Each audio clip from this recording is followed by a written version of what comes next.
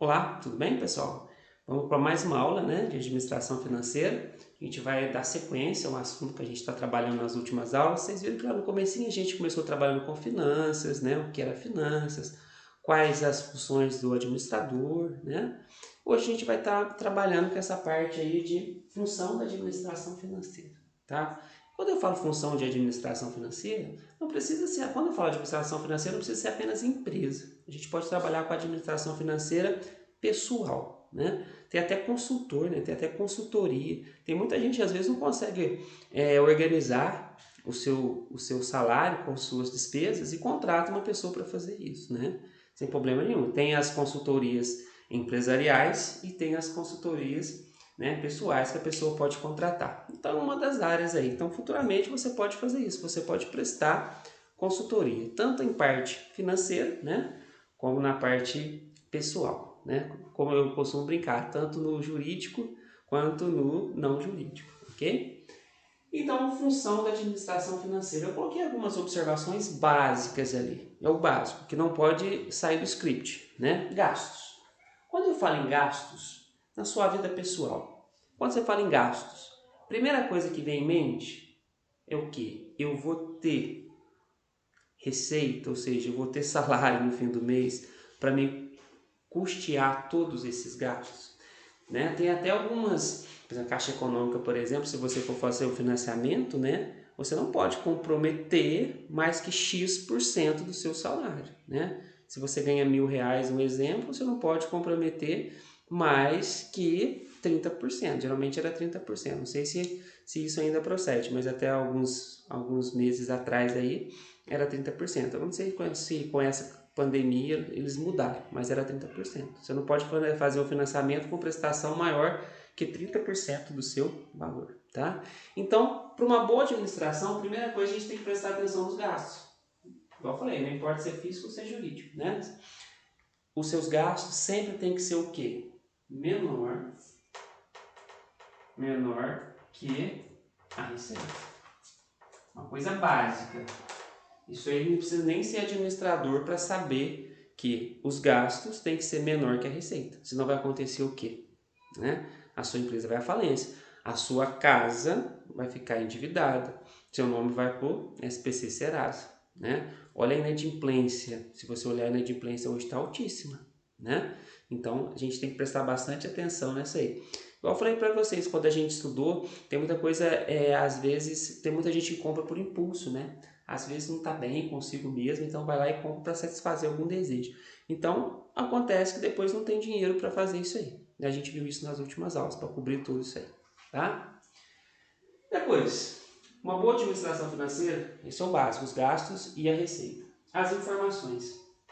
O que eu coloquei de informação? Eu faço um resumo do que está no material, tá? Então é importante você ler o texto primeiro para depois assistir a videoaula. As informações têm que ser fidedignas, ou seja, se você é um administrador, você tem que olhar os balancetes, você tem que olhar, né, as entradas e as saídas, ver o que o contador mandou para você. Então não é que alguém falou que. Não tem esse negócio de alguém falou. Você tem que trabalhar com a realidade. Porque senão você não trabalha com a realidade, lá no fim vai dar uma diferença. Né? Então é importante que você trabalhe com as informações corretas, com os balanços corretos, com as informações corretas do administrativo, com as informações corretas do financeiro, com as informações corretas dos impostos, se os impostos vão aumentar, se os impostos vão diminuir, né? Por isso que é sempre bom você ficar informado. Cada dia que passa é uma informação que vem, né? Ainda mais agora mesmo, né? Diz que alguns impostos vão sofrer alteração. Então, se você é um bom administrador, o que você vai ter que fazer? Você vai você vai ter que ficar ligadinho nessas novas alíquotas, né? Porque essas novas alíquotas pode fazer diferença no seu montante lá no final, tá? Porque agora vai ter umas novas, diferentes formas de tributação, ok? Correto? Então, ficar sempre ligado nessa parte de as informações. Por isso que é importante, além de você ser um bom administrador, né, você sempre ter o hábito de leitura, você sempre ter o hábito de ler jornais, você sempre ter o hábito de pegar bons sites aí, né? porque senão lá no fim dá errado a diferença. Além das informações, nós temos as questões de investimento, que vai ser a tomada de decisão, né? Aí se você está gerindo os gastos bem, né? Ou seja, os seus gastos estão sendo menor que a receita, está trabalhando com as informações corretas, consequentemente, a sua empresa, né? Eu falo toda vez que eu falo empresa, mas pelo fato da administração, mas na sua vida pessoal mesmo, né? Você tem investimento, né? Na sua vida pessoal, por exemplo, você recebe X reais, está gastando só meio X, então está sobrando meio X para você, né? E esse meio X, o que você vai fazer? Você vai investir. E qual que é a melhor maneira, né, de se investir? Aí você vai pesquisar. Será que é o ideal investir no imóvel? Será que é o ideal investir num título de capitalização? Qual que é o cenário, né? Se você investir num título de capitalização, tá, o juros está rentável?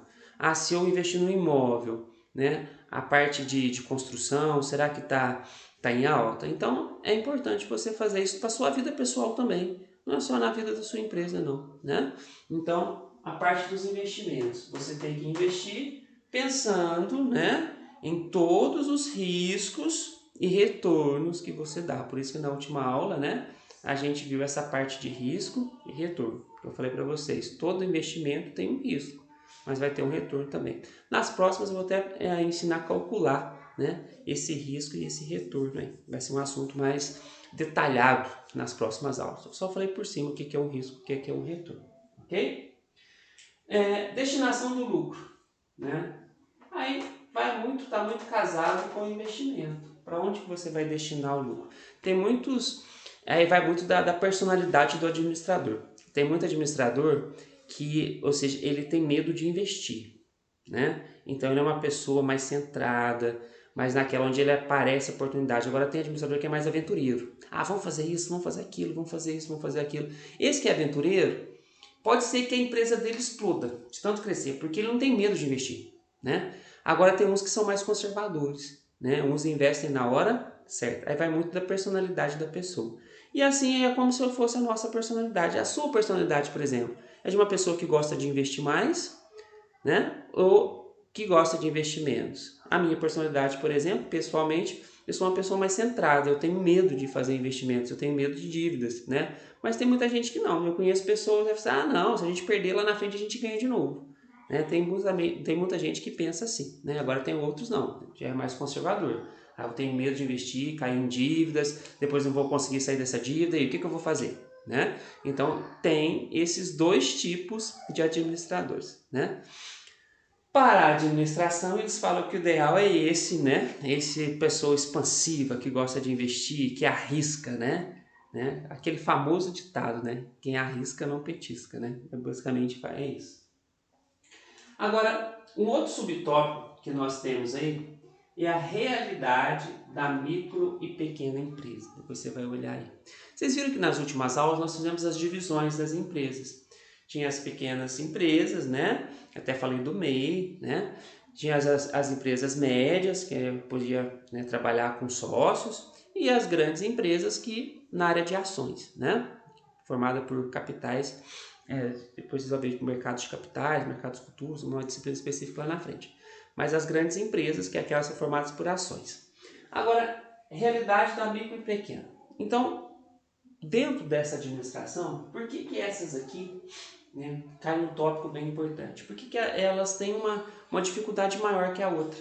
E sabe onde está a dificuldade das micro e das pequenas empresas? Está nessa parte de gerenciamento.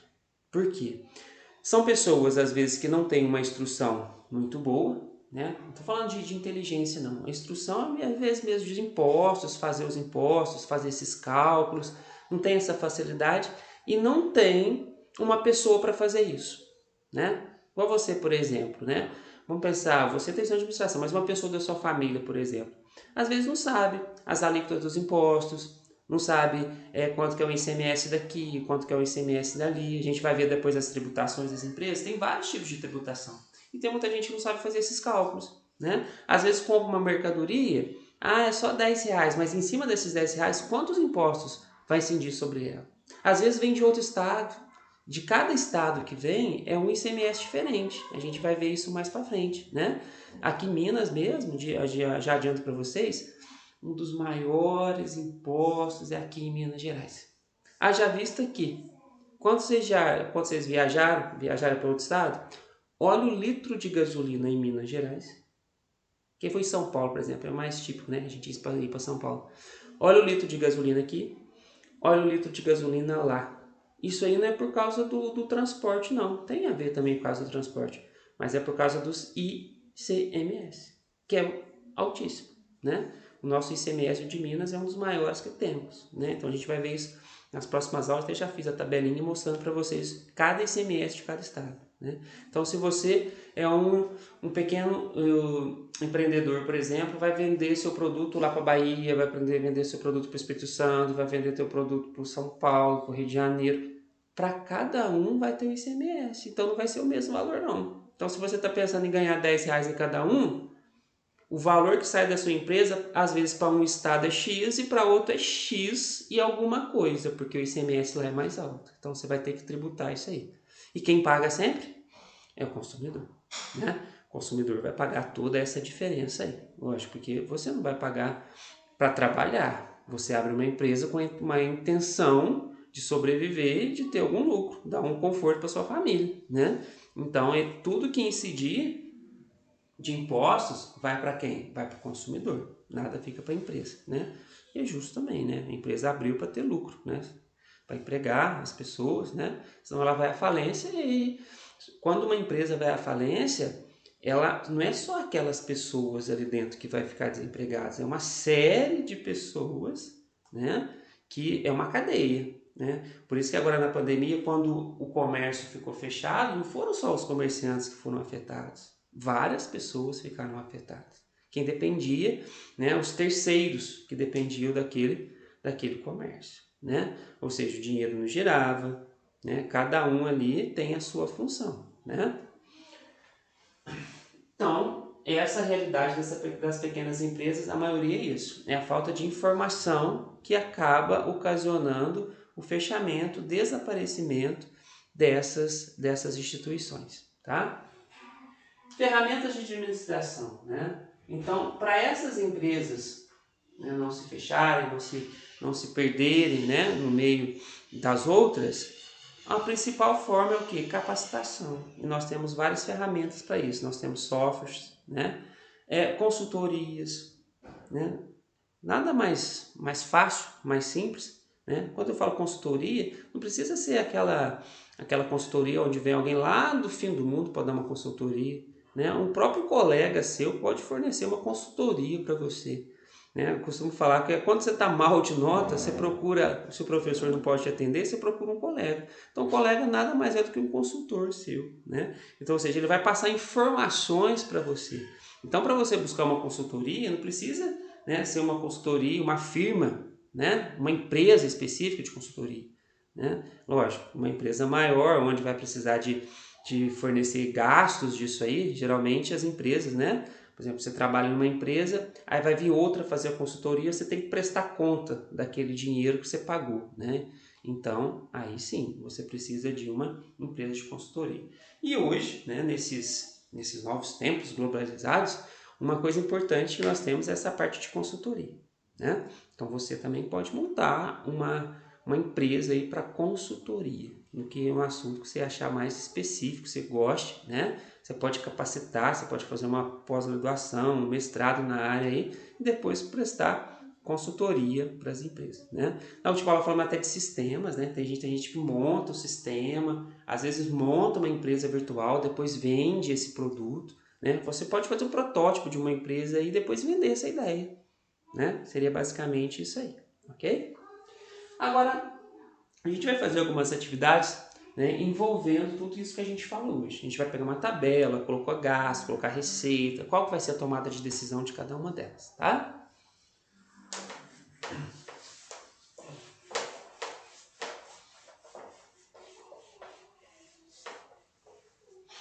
Vou pegar o material aqui, gostaria que vocês pegassem também, tá? Pra gente dar uma conferida. Ó, a primeira atividade falou o seguinte: James Chin é uma administradora financeira da North Department Stores. Está decidindo se substituirá os computadores da empresa. Os novos computadores exigiria um desembolso de 80 mil. Então, para comprar os novos computadores vai gastar 80 mil. E os antigos poderiam ser vendidos por 28 mil, certo? Então, ou seja, ela vai comprar por 80 e vai vender os que tem por 28. Então vai sobrar, né? Tipo assim, não vai sobrar, né? Vai, como se diz, vai abater na dívida dos 80. Resumindo, prejuízo, né? Prejuízo, entre aspas, não seria tão grande, né? Igual você, às vezes você quer comprar uma geladeira nova, um exemplo simples, vende a sua velha, né? Geladeira velha, e aquele dinheirinho ali já dá para pagar uma prestação. Seria basicamente isso, né? Os benefícios com a aquisição seria de 100 mil, enquanto os dos antigos daria só 35. O que seriam esses benefícios? Com a implantação desses computadores novos, o que é benefício? O trabalho fica mais ágil, vai dar para fazer mais processos, então ia dar um benefício de 100 mil. Por exemplo, só para vocês terem ideia, às vezes o computador é muito velho, ele demora muito a processar. Vamos pensar numa empresa que faz imposto de renda, um exemplo. Se pegar um computador velho, até processar tudo aquilo ali vai demorar. Agora, se for novo, rapidinho processa. Então, ou seja, no velho, enquanto faz um, por exemplo, no novo faz 2 ou 3. Então, já ganhou tempo. E nos dias de hoje, tempo é dinheiro. Todo mundo já ouviu falar isso. Então, se você gasta muito, se você tem um material aí, né, que faz o serviço em menos tempo, você consegue fazer mais produtos, consequentemente, você consegue obter mais dinheiro, mais lucratividade. Então, a gente quer um negócio bom, né, um material bom, que faça o serviço mais rápido possível. Por isso que todos os aparelhos sempre aparecem aí, né, modificações nele para ele ficar mais veloz, mais rápido, né? Haja vista celular, por exemplo.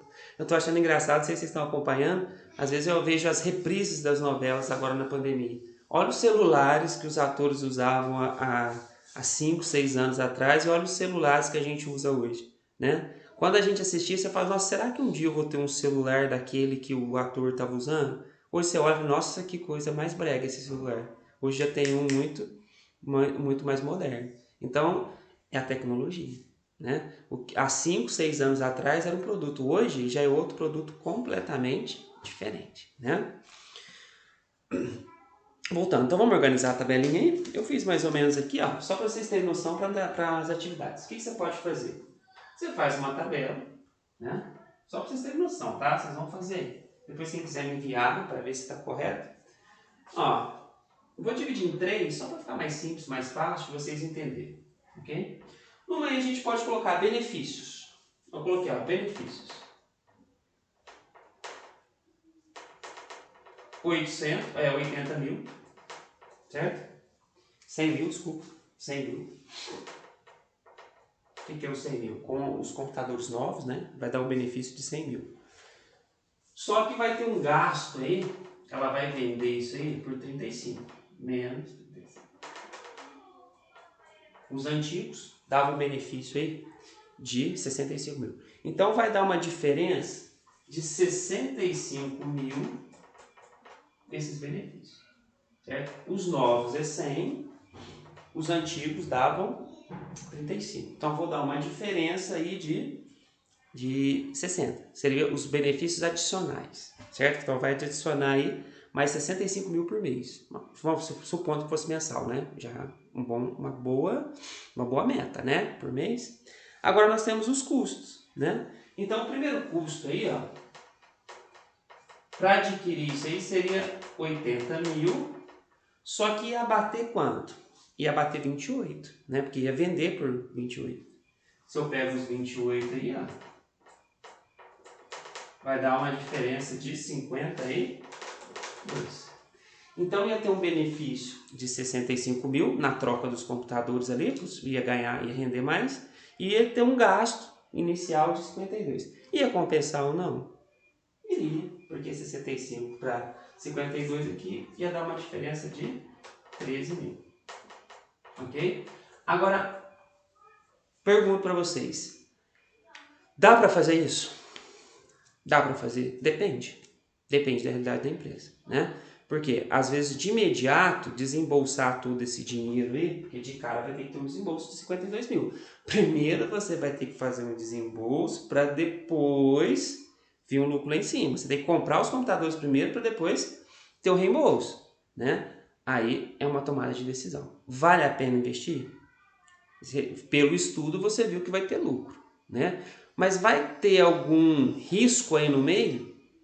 Você comprou, a economia vai estar estabilizada, não vai ter nenhuma pandemia aí para diminuir isso aí, o dólar vai estar em baixa. Pode ser que você investiu tudo isso aqui, chegou no dia da produção, o dólar caiu, aí veio outro vírus aí, ao serviço que você ia fazer, todo mundo falou que não vai fazer mais, né? Ou seja, o teu retorno ficou totalmente comprometido. Ou seja, você comprou os computadores, mas agora não tem como você prestar serviço. Ou seja, você vai ter que arcar com o prejuízo, tá? Próxima questão. Falou o seguinte, ó. A empresa Nassau vendeu uma embarcação de 100 mil dólares. O iate foi comprado durante o ano por 80 mil. Embora a empresa tenha quitado integralmente esse custo durante o ano, o cliente ainda não pagou o débito. Analise a situação de acordo contábil e financeiro. É uma diferença muito diferente. É uma diferença não, é uma visão muito diferente. Seria mais ou menos isso, ó, mais ou menos uma coisa bem simples e fácil. Você comprou um carro por 20 mil reais, vendeu ele por 30, ó. Comprou por 20, vendeu por 30. Só que você foi lá, pagou o carro por 20, vendeu por 30. Só que para quem que você vendeu 30 por 30 mil, você deu um prazo de 30 dias. Entendeu? Você vendeu seu carro por 20, por 30, mas ele ainda não pagou. Ele vai pagar só daqui a 30 dias. Então, resumindo, você está no lucro ou você está no prejuízo? Depende. Para o contador, você está numa situação, para o administrador financeiro, você está com outra. Para o contador, beleza. Para o administrador financeiro, você está péssimo. Você está com 20 mil de prejuízo. E se a pessoa não te pagar? Prejuízo para você. Agora, para o contador, não. Você está com 10 mil de lucro. Então, é isso que a gente vai trabalhar aqui. Ó. Na área contábil. Na área contábil. E na área financeira. Na área contábil e na área financeira. Então, na área contábil, nós temos uma receita de 100 mil e nós temos um custo de 80 mil.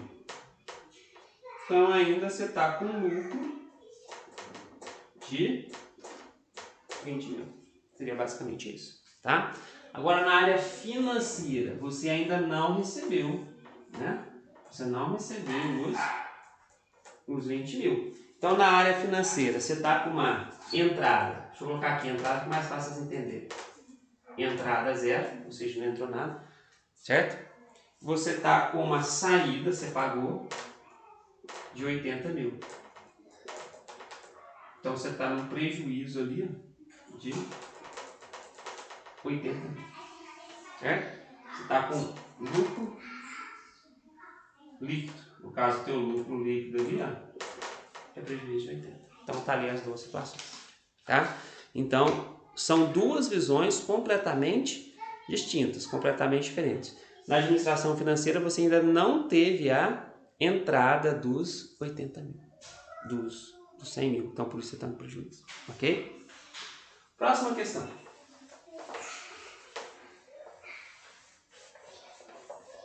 Estou fazendo um comentário dos exercícios, tá? Na próxima questão, é uma finança pessoal, como se fosse você, ok? Na finança pessoal, o que vocês têm aí? Você tem uma menina aí, já eu vou ler o nome dela aí que eu já perdi. Deixa eu ler ela aqui. Ana Carolina. E tem os gastos e tem o que ela foi gastando durante o mês. E tem a receita dela. A receita dela é de R$ 4.400. Então ela tem uma receita colocar aqui, ó. Você vai fazer uma tabela como essa. Receita. Colocar receitas e custos, tá? E aqui você vai listando os materiais. Você vai fazer aí, depois vocês me enviam aí para ver se está correto. Então, aqui na receita tem o salário. O salário dela aí, se não me engano, é 4.400, né? 4.400.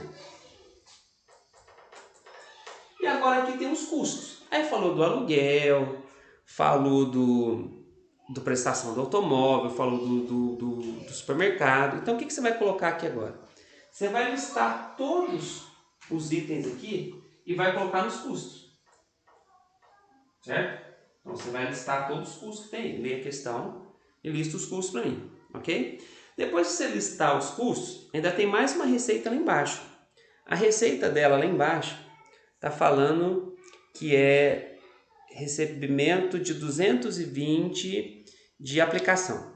Então, de receita, ela vai ter o salário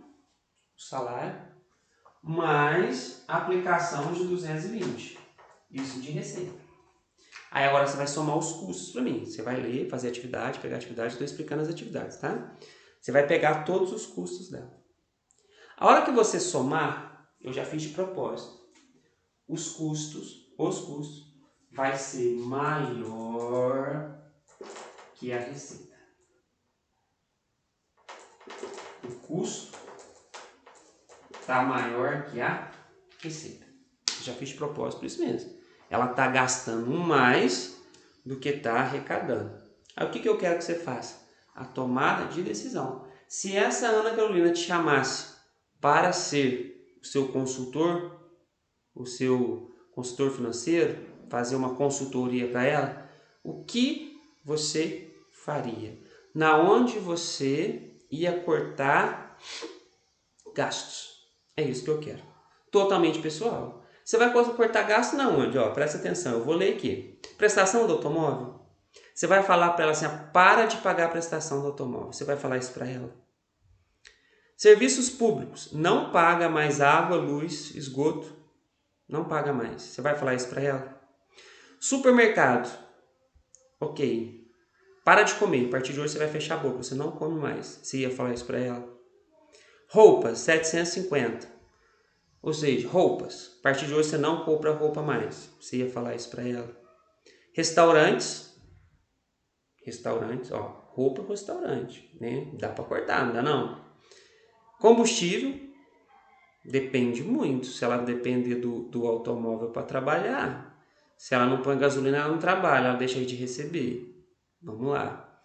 Despesas diversas, né? Então tem tudo isso. Se ela cortar, vou dar alguns exemplos. Se ela cortar a prestação do automóvel, a concessionária vem e leva a prestação. Não é uma boa cortar a prestação do automóvel. Serviços públicos, é meio complicado ficar sem água e luz em casa. Tem coisas que dá para ficar sem ser água e luz, né? Então, acho que o ideal seria ir nas roupas, no restaurante, nesses diversos, depende bastante. Então, faz um corte nas roupas e no restaurante de modo que ela fique com uma receita maior que o custo, ok? Então, nossa aula foi essa, tá, galera? Na próxima a gente continua, tá? Próxima aula a gente vai trabalhar mais um pouquinho com a administração financeira. Obrigado a todos, até a próxima.